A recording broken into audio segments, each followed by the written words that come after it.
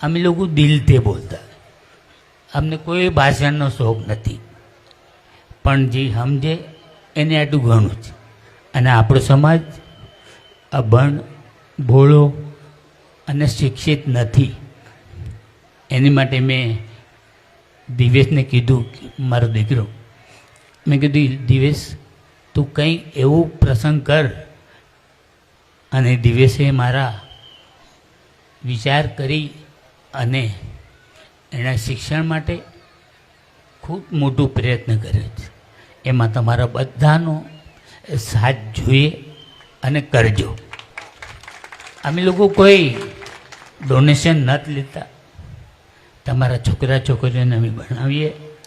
આવતા દિવસોમાં આ 10-15 વર્ષ પછી આ બેની દીકરીઓ અને માણસો જે આપણા ભણીએ ને, તો પછી બધાને લેવું પડે ક્યાંય બી આઈએસ ઓફિસમાં, પીઆઈમાં, પીએસઆઈમાં, ડીએસપી, ડીસી, આ બધા પ્રયત્ન આપણે કરવાના જ અને કરશું.